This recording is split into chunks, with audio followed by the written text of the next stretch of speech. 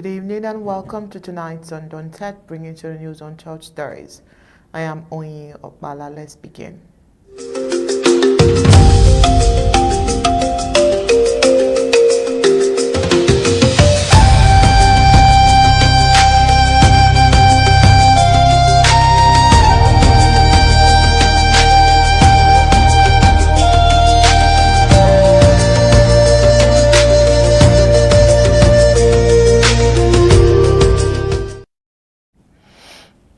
The past week has brought a lot of continuing humanitarian security and social challenges confronting communities across southern Cameroon, from a serious road accident in Donga, Mantung, to concerns over civilian safety in a series of developments, reflected the far-reaching impact of the years of insecurity and everyday struggles faced by many residents.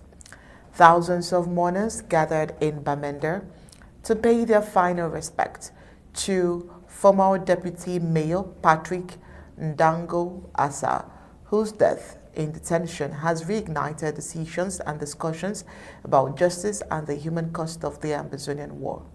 Elsewhere, reports of arrests involving individuals preparing to travel in Ndangoh have heightened concerns over civilian security, while an eviction notice affecting internally displaced persons in Yaoundé has drawn attention to the persistent challenges of displacement and access to safe shelter.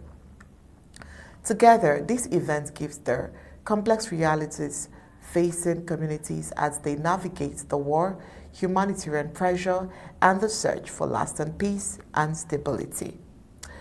Now, all these are for tonight's Undaunted, but first let's get the prime headlines.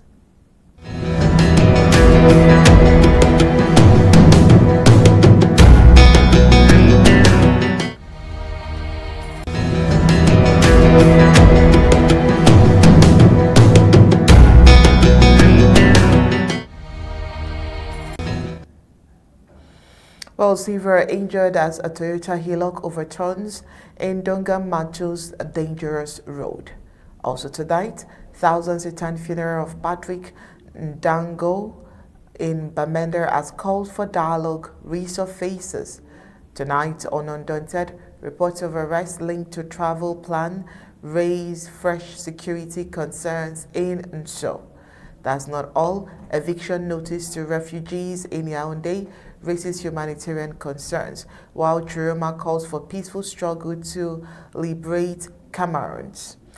On the African scene, Congolese opposition postpones nationwide protests following an AU mediation, while on the global scene, U.S. airstrikes on Iran trigger regional security alerts as Gulf tensions escalate. Now let's get the news in full briefings.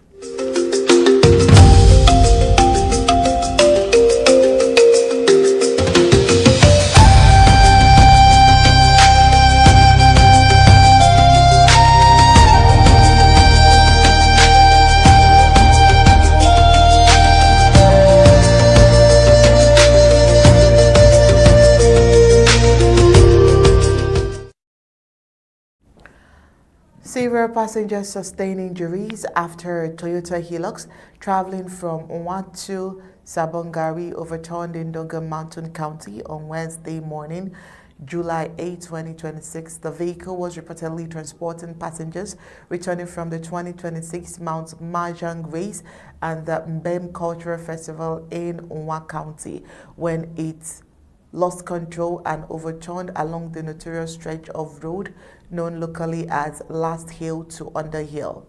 Although no fatalities were recorded, the driver suffered serious injuries and is receiving medical treatment.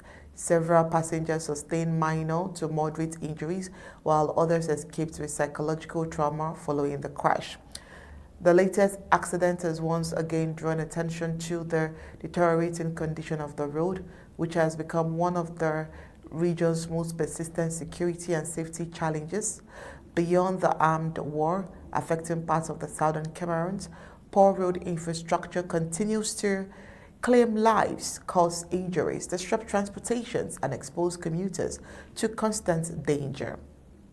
For many residents, traveling along the route has become are daily risks due to deep gradients, poor surface conditions, and limited safety measures. The last hill to Underhill section has been associated with repeated road accidents over the years, with motorists and passengers frequently encountering hazardous driving conditions, particularly during periods of heavy traffic and adverse weather. The recurring clashes have reinforced concerns that the state of the road is becoming a major form of insecurity, threatening lives and livelihood while limiting safe movements between communities. Authorities have not yet released an official statement on the cause of the accident, and investigations are expected to determine the circumstances surrounding the crash. All right. But of course, all of these are associated to bad roads for all we know. But let's get our in-house analyst point of view of these accidents. Barrister Mbeshia, welcome to tonight's Undaunted. Thank you for having me. You're welcome. And this is a road accident, not the first, but I mean, one of the many challenges that Southern Cameroonians go through every day. What would be your point of view? Well, that is the truth. Now, that is this. And so, this is somewhere in Donga, Mantung. It's part of or Norway. It's part of what Anglophone. And this is the Barr roads. Barr roads more than 40, 50 years, 60 years after the so-called independence. Only lucky vehicles go through that road. It's the picture about those who survive and they are just the luckiest ones. So if you look analytically on a bigger context about politics, us, what have we to gain? What have we to for 60 years in terms of roads? Nothing. I guess that is part of the so-called ring road, where Biya himself promised to supervise the digging. That not be done. I'm sure this is part of the so-called Northwest. I will remember that the Northwest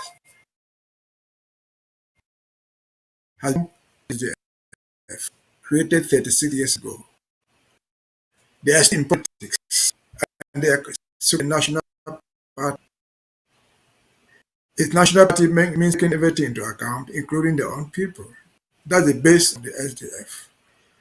And the question you ask politically, what's the example to show 36 years distance as a national party? It's between 1960 and 1990. The fourth offense, whether we do not too much for us. 1991 has existed for 36 years. Used nothing of the national cake. And so the question, what are we to show? We're still hoping to get nothing. Again, in terms of roads, the lucky ones survive. But accidents shall survive to tell us that look, we have come to the end of the road. Ring road cannot be built. Did not start a Hijo from 1961. The ring road was conceived under different in the late 50s. But and so what are we to show for nothing other than accident. And if roads go sectors, we have to buy electricity many times before. We have talked about schools, we have talked about everything existing in human society. Nothing to show, to expect more, nothing to expect. What do? We fight to it. We start our lives over. And that's one of the reasons why we fight. And that's one of the reasons why we must continue fighting until we get out of this, until we get out of the criminalism. It's not because they lack the money, because the purse of the Yaoundé government is from Amazonia. They steal the oil without accountability.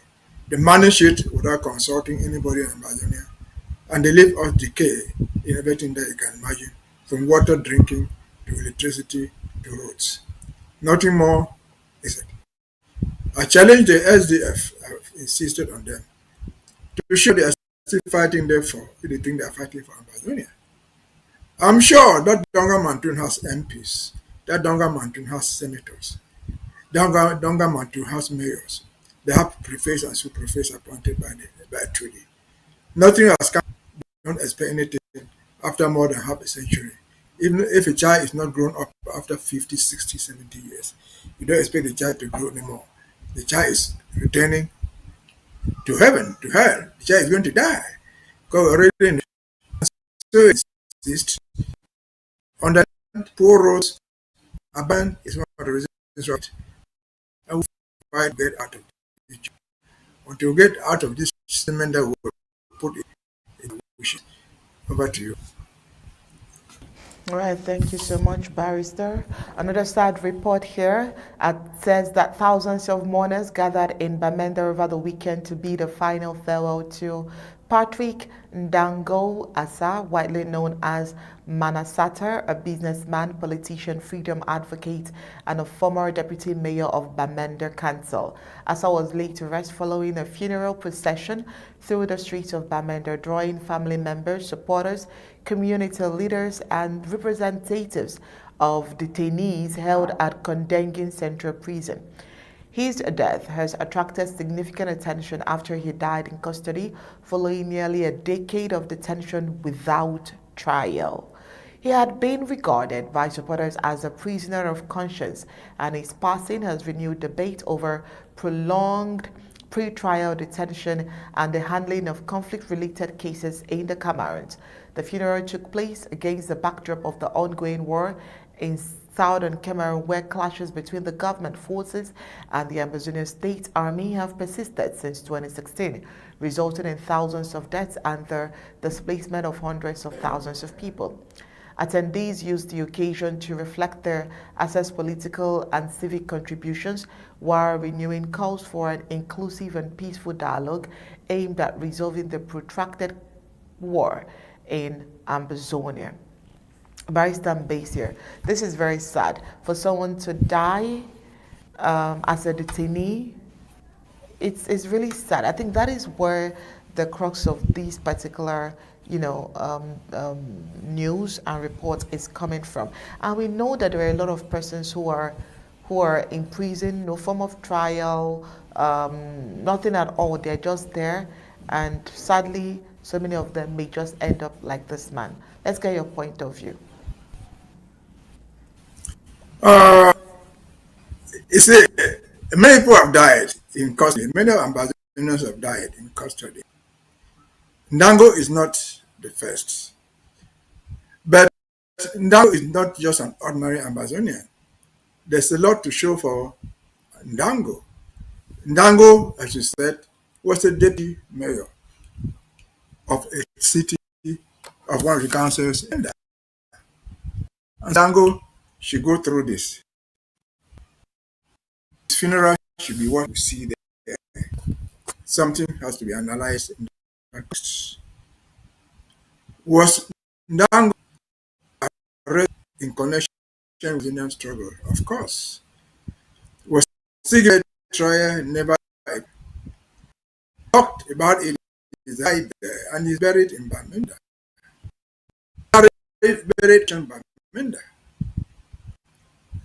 where all the colonial administrators live.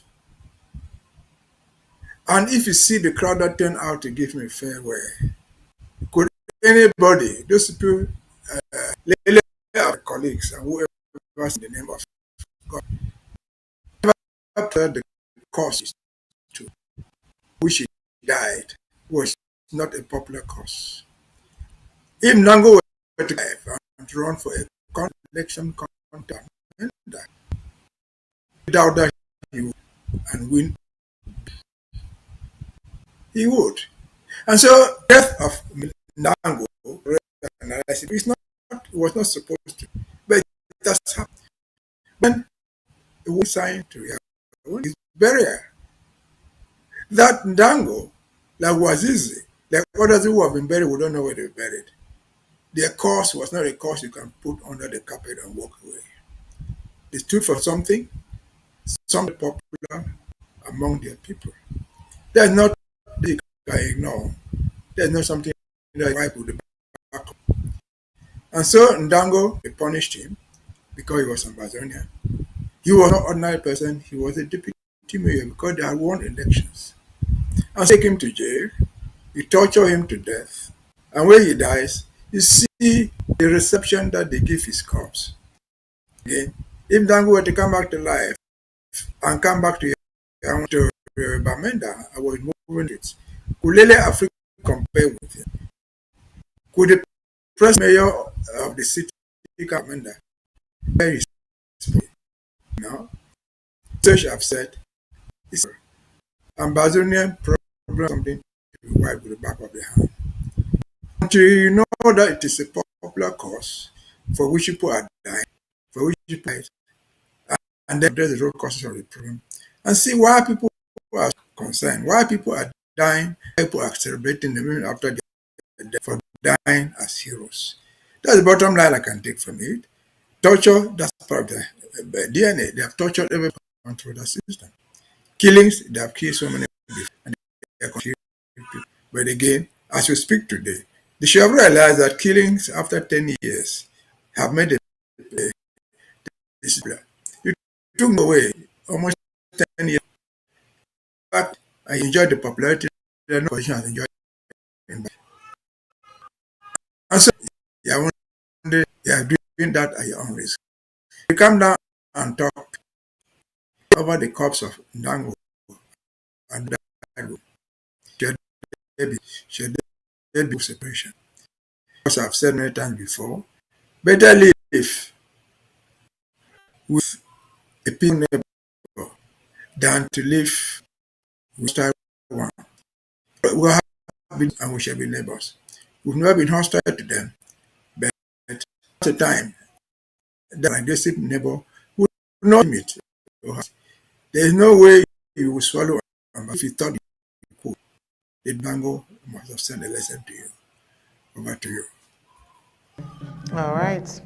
Let's hope so that it's all about the victory part and the leadership part of it all. But let's move on to another very sad report. Reports circulating from Southern Cameroon indicates that several young people intending to travel were arrested on Tuesday, highlighting and heightening concerns over the security situation in an area that has endured years of conflict and uncertainty.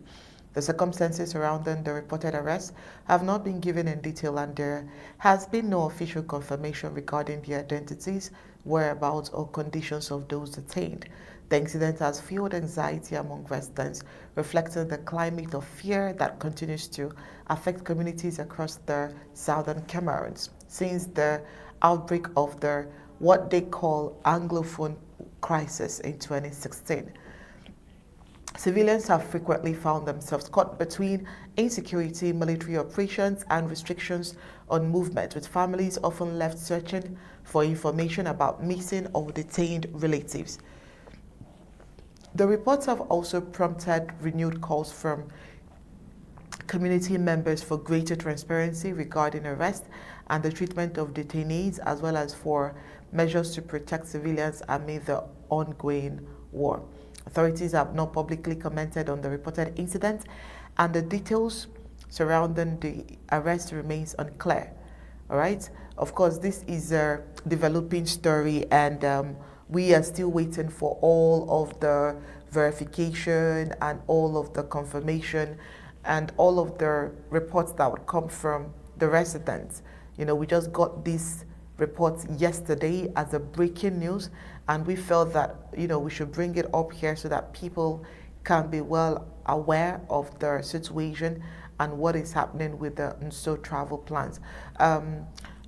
Barrister, I do not know if you have, you know, ideas on of any form of, you know, reports that could be attached to this that we have on this issue. I don't have any, but just based on and me here, messages we are receiving from there, it's a cause for concern.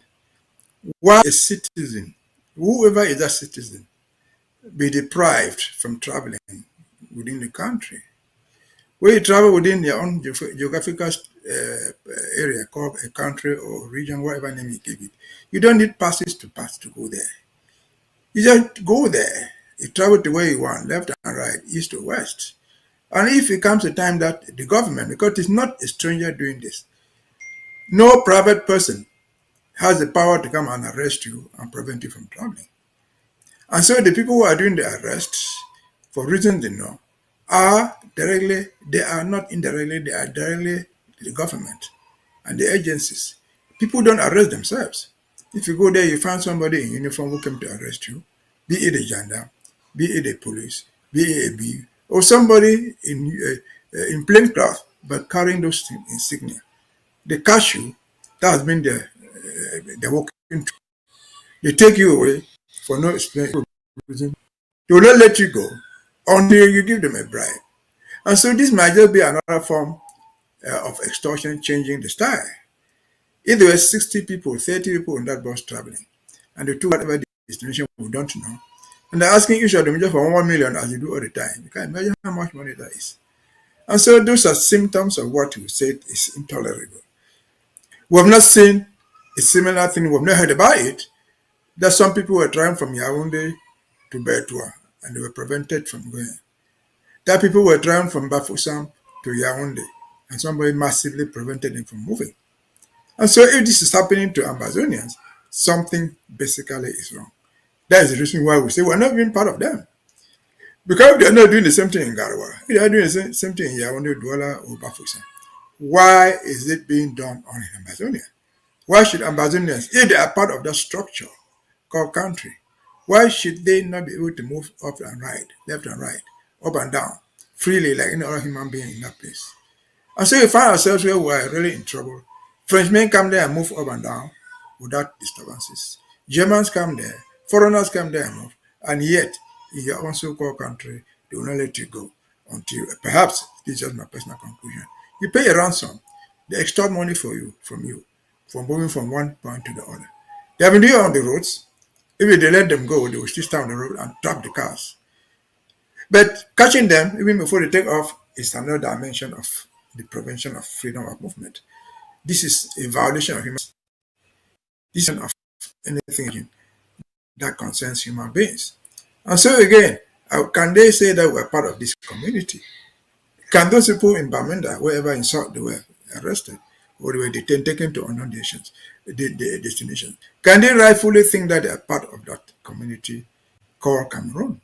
Where the very policemen, the very soldiers, the very the very gendarmes, who are meant to secure them, to give them security when they move, have been turned into torturers, into kidnappers, who will prevent them from moving until they give them money, until they do something.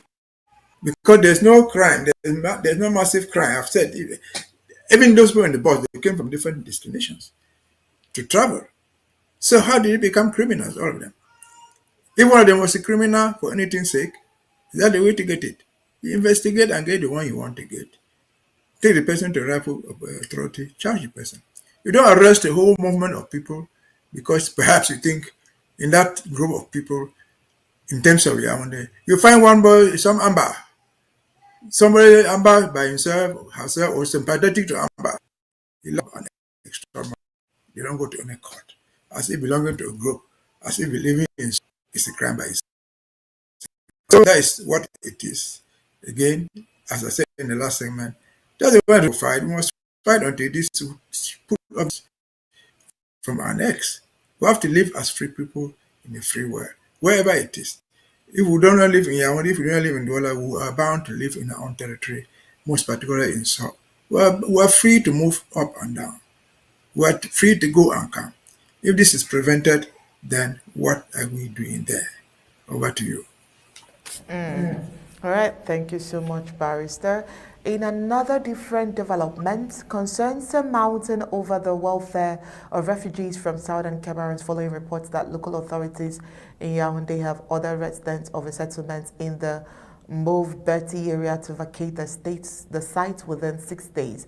The reported eviction notice has sparked fears about the future of families who fled violence in the southern Cameroons and have sought refuge in the capital after years of armed war. While many of the affected residents are believed to have been displaced by the ongoing war, which has forced hundreds of thousands of people from their homes since fighting between government forces and the Mbeshia State Army escalated in 2016.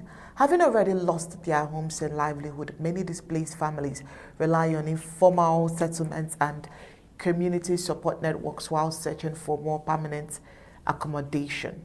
Now, the reported order has raised fresh humanitarian concerns over the availability of safe shelter for internally displaced persons and for refugees, particularly those with limited financial resources and few alternative housing options.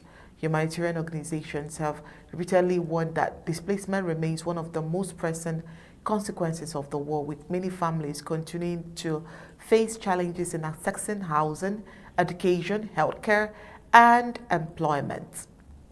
Now, the circumstances surrounding the reported eviction and the reasons for the notice have not, been officially clarified, though there is, a video of a man who came up to, say a few things, but authorities have yet to publicly address how affected residents would be assisted if required, if they are required to leave just like they are required to leave at this point.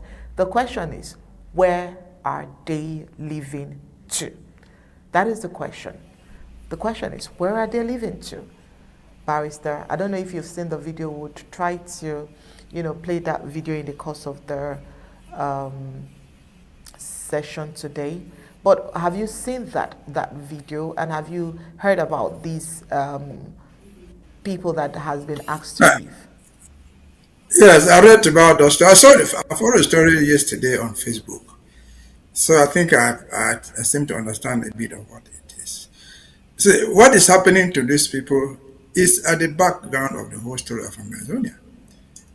The city council of Yaoundé, like the one in Douala, like the one in Bapusa, anywhere else, they know that the so-called Anglophones are there. These Anglophones didn't come there voluntarily. They are what they call internally displaced. They are escaping from war. They lose their homes. They lose their homes by accident. Government burnt down their homes in the majority of cases. And the few of them who were lucky and able to, they fled to Nigeria, a neighboring country. In Nigeria, they have a status called the refugees, properly protected by the Nigerian government and the international community.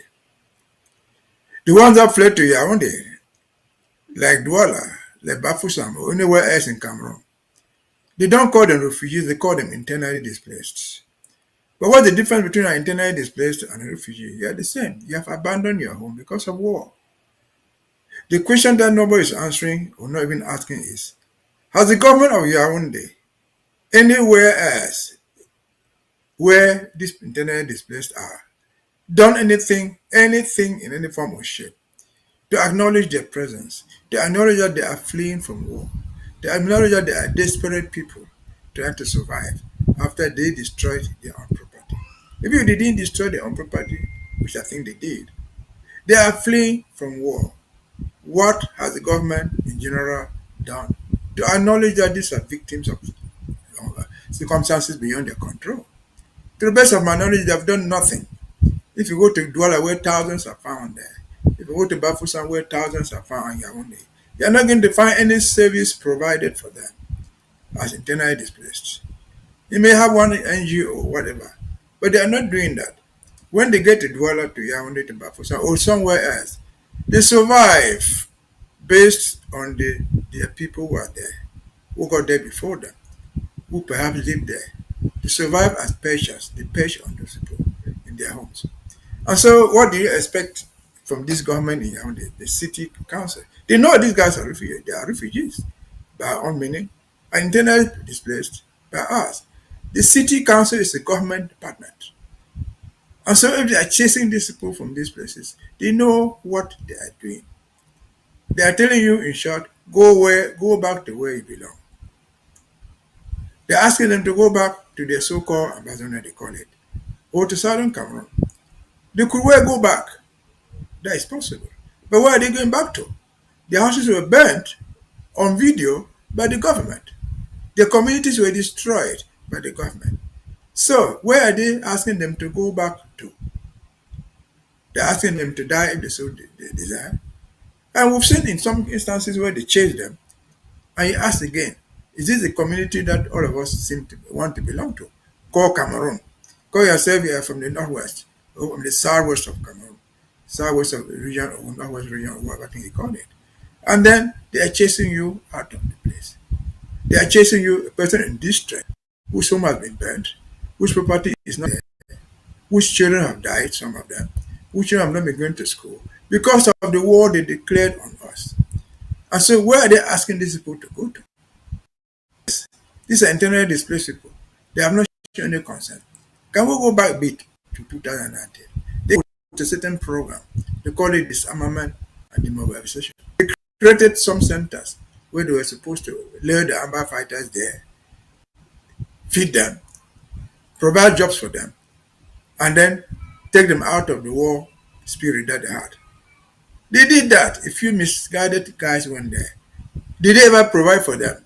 No. They were found in the streets in Boya, going down begging food to eat. Talk less of anybody trying to provide food or to provide any employment for them. And so they are out on their own. What I would suggest, if it is possible, those who fled there, if it is so difficult, try to come back home. Be in your village wherever you find yourself.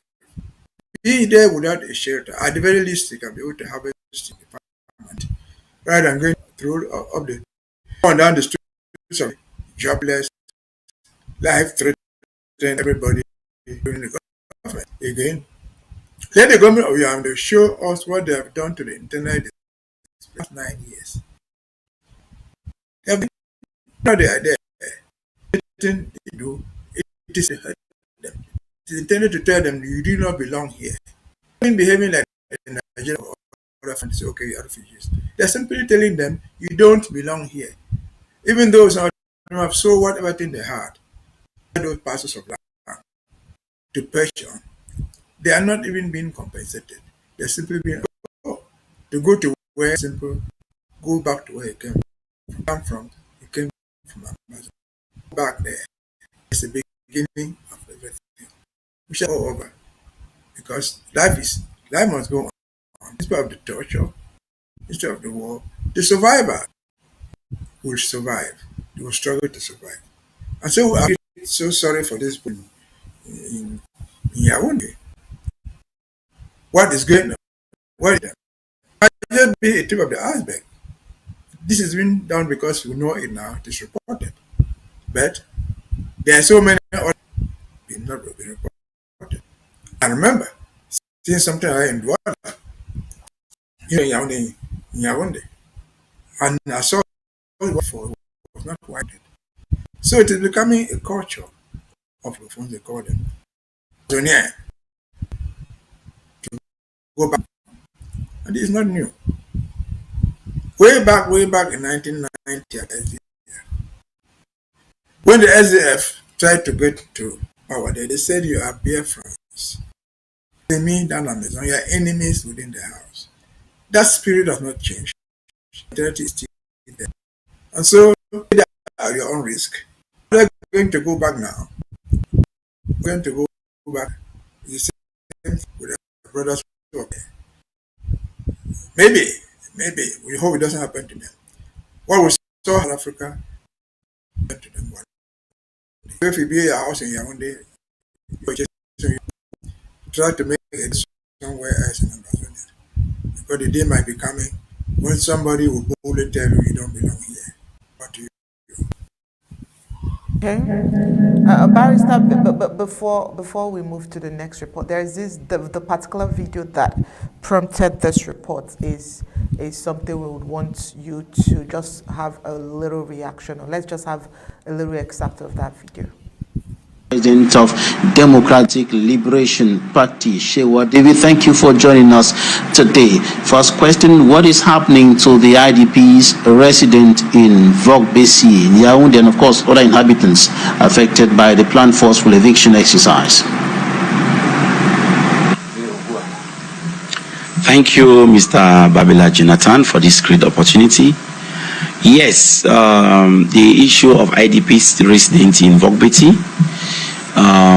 is a very crucial problem. IDPs got spreaded in all over the national territory when this crisis started. In Vogbeti, there are people where Douala, Chang, Bafusam, everywhere people are shot. If you know what they are going through, it is not. Some of them are not even being shot. They are not even taken care of. And what happened for the case of Mvogbeti is this. And I was informed. I was caught. That was on the 31st, on the 30th of December 2024. They sent a team. About 10 guys, led by one guy called Abega. They stormed in Vogbeti and started sharing tracks, and that they will live there in 10 days time.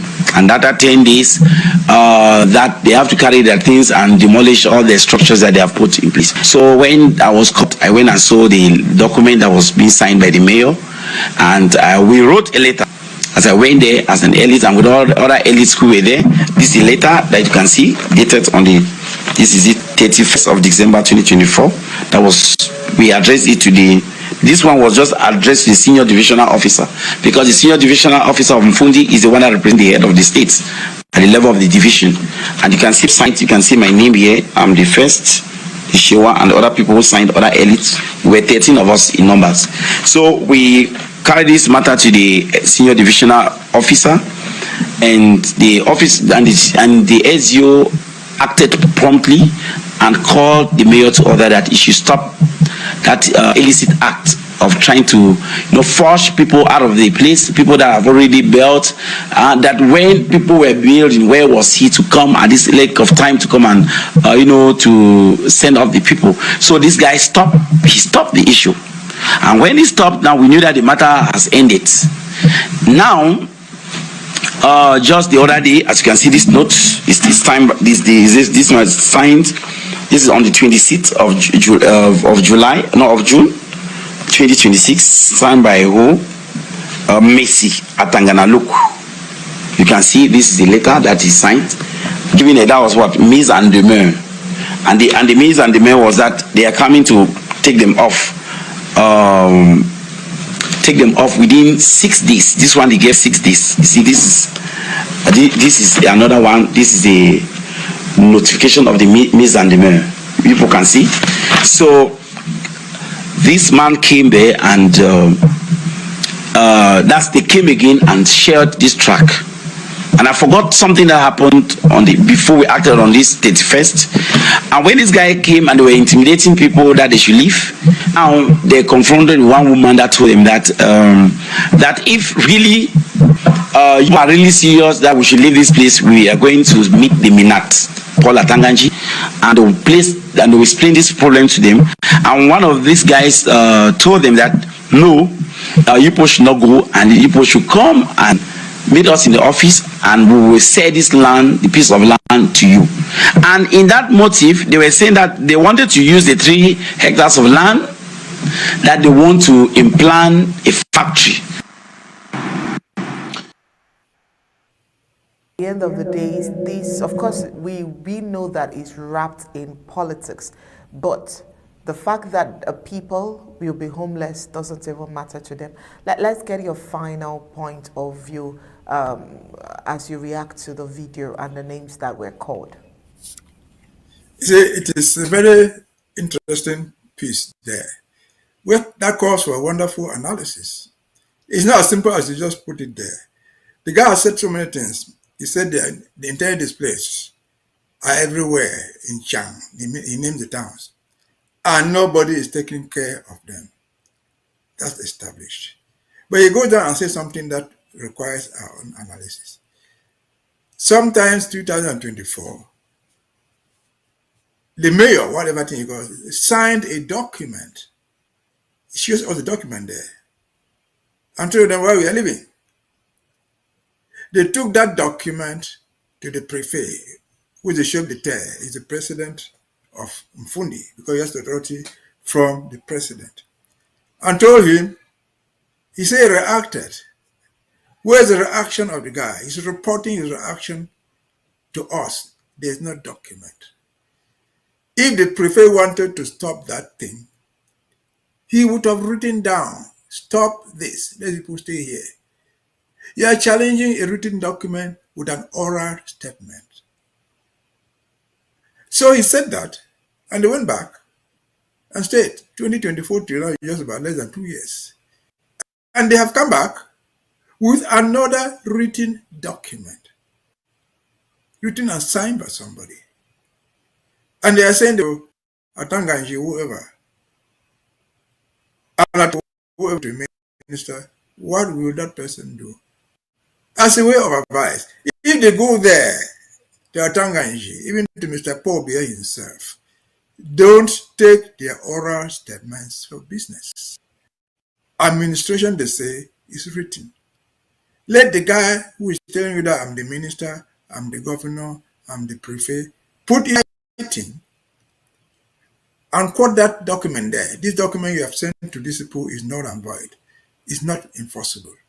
They will have that document in their hand. But they will not do it, yeah, they will not do it. It is a larger history. We have fought for many things there. They are fighting for that piece of. And the climate is hot. They will give them. They let it cool for a while. And afterwards, they will resurface and do exactly what they intended to do. And so that's the larger of the problem. About 2 weeks, I think. In relation to the GCE board.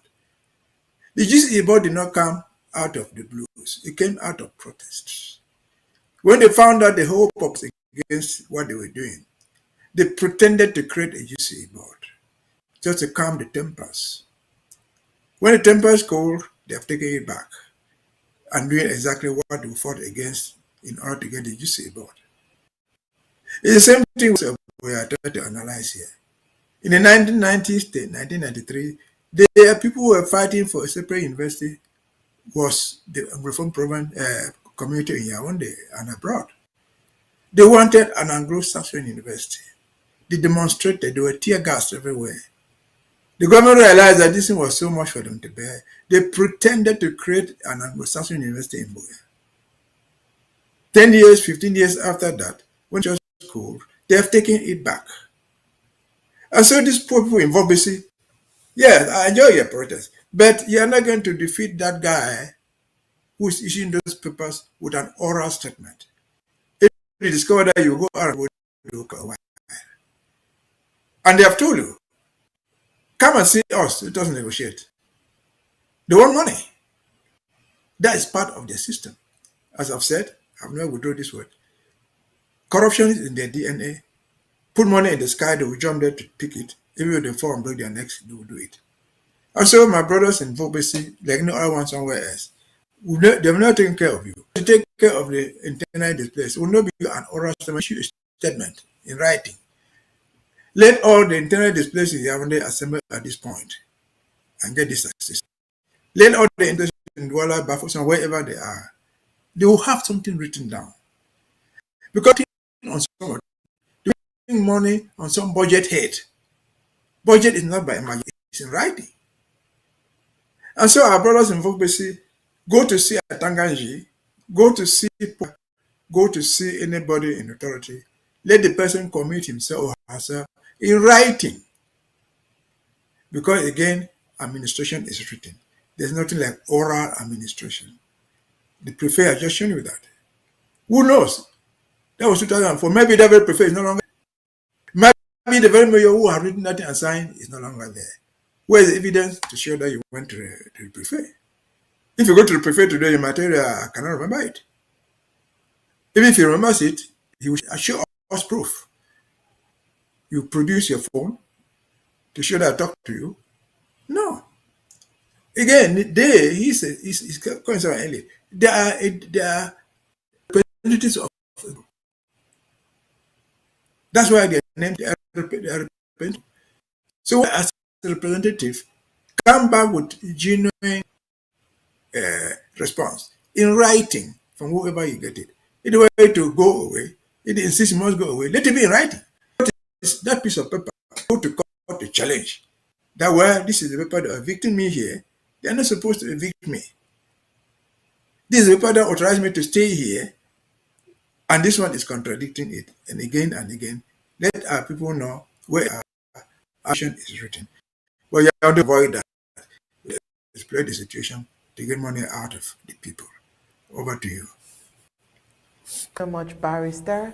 And in another different development, looking at Issa Chiroma, he has called on Cameroonians to unite in what he described as a peaceful struggle to liberate the country as political tensions persist following the disputed 2025 presidential election.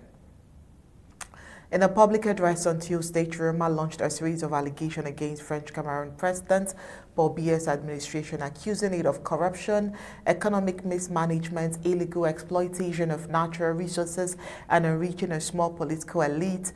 He provided no evidence to substantiate the claims during the speech, by the way, referring to President Paul Biya's government as a gangster regime and mafia regime. Chiroma alleged that the administration had ignored the outcome of the presidential election and was continuing to govern through intimidation and force. He also made a direct appeal to members of the military and security forces, claiming that many had supported him during the election. Chiroma urged them to reconcile with the Cameroonian people and to refrain from participating in what he characterized as political repression. He calls for mobilization, cites regional example, drawing comparisons with political transitions in Senegal, Mali, Burkina Faso, Niger, Tunisia, Egypt, and Madagascar. Chiroma said Cameroon should remain united in pursuing democratic change. He announced plans to soon launch what he described as a general mobilization aimed at bringing together citizens and members of the security forces in support of political reforms. The Cameroonian government has consistently rejected allegations that the 2025 election was stolen or that political opponents are being systematically persecuted. Authorities have maintained that arrests carried out by security forces are based on violations of the law and are handled in accordance with judicial procedures. Chiroma's latest address, with opposition figures challenging the legitimacy of the current administration, while the government insists that constitutional institutions remain fully operational. Well, Barrister, away from all of the election brouhahas when it comes to Issa Chiroma, I think one of the interests tonight is the fact that he's become very vocal, trying to condemn the presidency that he worked for years. Just trying to participate in the presidential election and feeling that that marginalization, feeling that feeling cheated, I beg your pardon. He has become very vocal, and we can see him trying to do so many things. There was a time he called for boycott of some kind of event. I can't remember the event, but he called for a boycott. He also at some point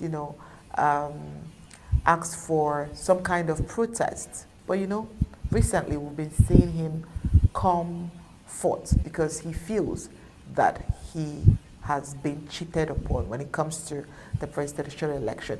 And it's just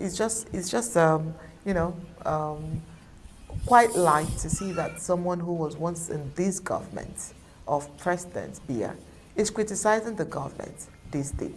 But let's get your point of view, Barrister. Well, the issue is not whether he was part of the government. He has been part of the government for decades. But now is that he's no longer government. In a very difficult situation. He's living in Gambia. He's not living there because he wants to live there. He's forced there. He's actually a political refugee there. And as a political refugee, you have so many restrictions on what you can do or not do. So he's a political refugee escaping after he purportedly won elections. So he's is going to be political. And his host government of the Gambia are in. To do so, the government of Cameroon would think that they are sponsoring a revolution on their own territory. But the truth is, he knows there's nothing like a peaceful struggle in Cameroon because he did not run to where he is hiding peacefully. He wanted to save his life. People were trying to kill him physically, violently. He had to escape his life. His people who did not escape with him, some of them in jail, they are still in jail today. And he said Kane, who was one of his greatest supporters, they killed him. And so how do you tell people to demonstrate peacefully in this climate of violence? The dictatorship in general, and the world does not only mean by peaceful. They respond to peaceful demonstration with violent arrests and killings. That's why you ran away. Under normal circumstances, if you had lost the elections, I was allowed to demonstrate. People were afraid to demonstrate. There was no reason for him to escape the country. But he escaped the country because they will not let him demonstrate. They will not let his supporters stand up to give an opinion about the elections. They will kill them. They will arrest them. And only lucky ones will survive. And so I don't know whether he still believes that a peaceful revolution, if a peaceful struggle can bring any change to the government. I doubt it. I much doubt it. Because this people don't it can work when the system recognizes peaceful struggles. If peaceful demonstration, even ordinary criticism is a crime, how are you going to change that system by a peaceful struggle? We are talking here as they criminalize ghost towns, which is a civil disobedience, not a violent disobedience. They catch you, they force you to open your store. They forget you are trading, you are free to close your store if you want to close. All it requires from you is for you to pay your pattern or license. But they come up you, lock it for you physically, and arrest you if need be. And then where does the peaceful struggle start and where does it end in this context? I doubt it. If Mr. Chiroma will be lucky to survive for another 10 years, I hope he would. If he doesn't survive in the next 10 years, his supporters would. But if you're asking me, a peaceful struggle can change the system in Cameroon, I would say 99%. Because violence, that's what Yaoundé understands. If you can kill Anissa Ekane and refuse his family from being part of the post-mortem report, and refuse his family from burying him the way they want to bury him, and refuse will to be buried even somewhere in Bafoussam, what else would they not do? Yes, Mr. Chiroma was part of that system for many years, I said. He was not just an ordinary member there. Before becoming part of the system had imprisoned years from 1984. They sent him to jail for daring to oppose them. I came back, joined them, worked with them, even became their national spokesperson. He was the orchestrator or the promoter of the lies they told to the world to sell their criminality as being angelic. He did that for them. But at the end of it, he sought to challenge these people who fed him. And they said, no, there's not so much you can do. You cannot do it before us. If you have to do it, escape. And if you see the route to escape to go to the Gambia, you feel sorry for him. I encourage them if they think peaceful struggle can solve their problem, so be it. But Ambazonians are not part of that. We have taken up arms, response to arms, and will fight it to the last until they will realize that they have broken our skulls, they have broken our limbs, but they have not broken our spine bones. We are still standing. Those of us who will survive will fight it. The word force for force is what they understand. They came to the Ghanaians, I take it back to us. They kill us, but we also kill them. They destroy our homes, everything we had, but we also destroy the economy. And so until they know that an eye for an eye is a good thing, that there's nothing like peaceful struggle, fighting against a criminal, a bloodthirsty despot. And so again, we should be back. Peaceful struggle will change the system. So, but the system will change for you, not for us. We're not to you. All right, thank you so much, Barrister. And thank you so much for being part of tonight's Undaunted. And hopefully over the weekend, we'll definitely have you again as we'll, bring all of the issues to the front. But thank you so much for being part of tonight's. Thank you for having me. All right, well, we return from the break. We'll go to the African scene where Congolese opposition postpones a nationwide protest after the African Union's mediation.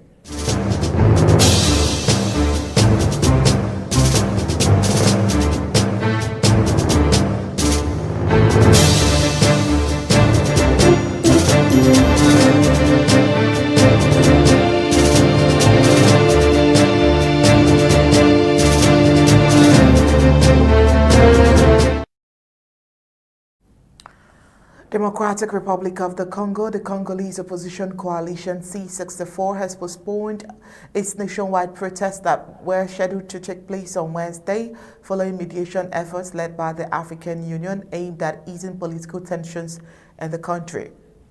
The demonstrations have been scheduled for later this month as regional mediators continues engagement with the government and opposition leaders in an effort to prevent further violence and encourage dialogue.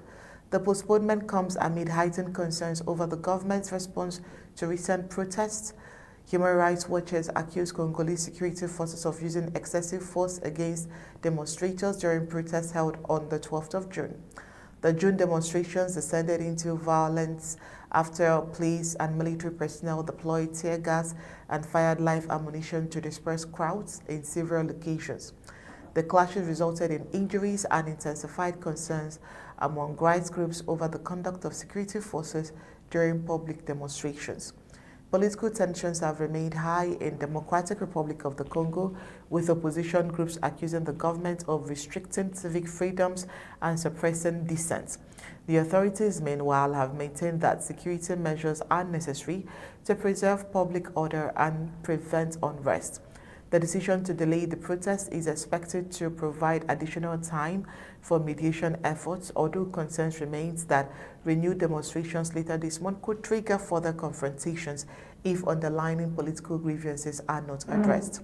Regional and international observers continue to monitor developments closely, urging all parties to exercise restraint and pursue peaceful dialogue to avoid further instability. Well, across the globe, when we return, we'll take a look at Iran, where U.S. airstrikes trigger regional security alerts as Gulf tensions escalate.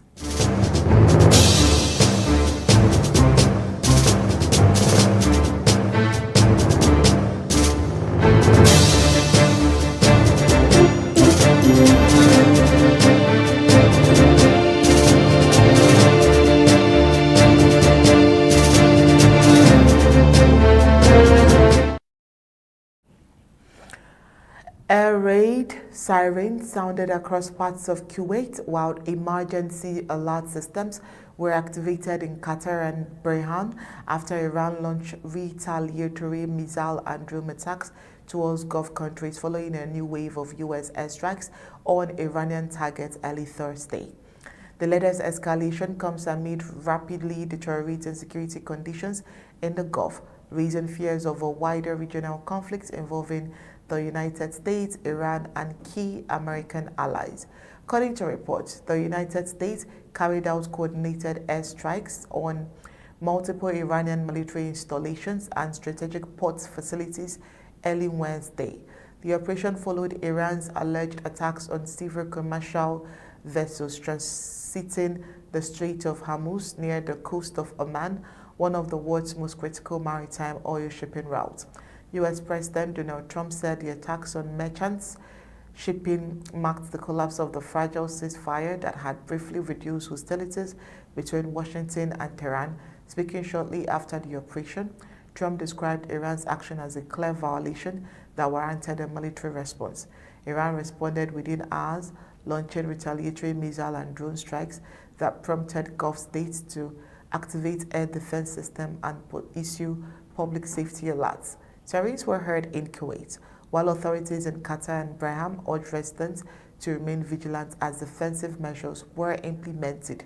Although the full extent of the damage and any casualties has not yet been confirmed, regional governments have heightened security around military installations and energy infrastructure and transportation hubs amid concerns that further exchanges could occur.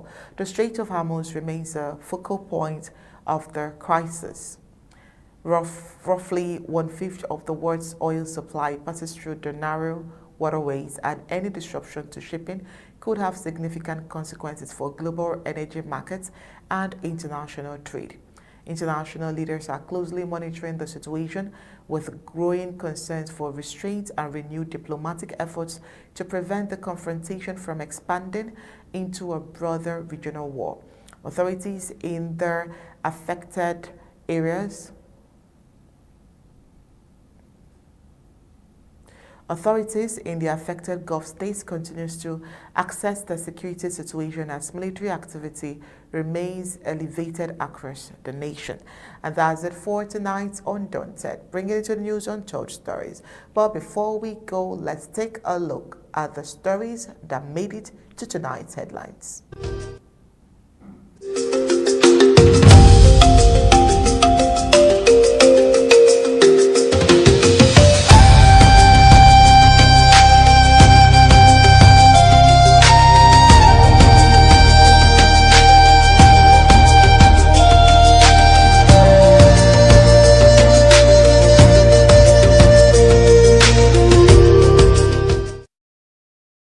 Tonight on Undaunted, we told you that several injured as Toyota Hilux overturns on Donga, Mantung dangerous road. Also tonight, thousands attend funerals of Patrick Ndangoh in Bamenda as calls for dialogue resurfaces. Reports of arrest linked to travel plans raise fresh concerns and so was a report tonight. Also, eviction notice to refugees in Yaoundé raises humanitarian concerns, while Chiroma calls for peaceful struggle to liberate Cameroon. On the African scene, we took a look at the Congo's opposition postponing nationwide protests following AU mediation, while on the global scene, we told you that U.S. airstrikes on Iran trigger regional security alerts as Gulf tensions escalation. Now, that's it for tonight's Undaunted. Special thanks to Barrister team Mbeshia and the team of technicians behind tonight's production. Until we see you next time, it's good night and God bless you.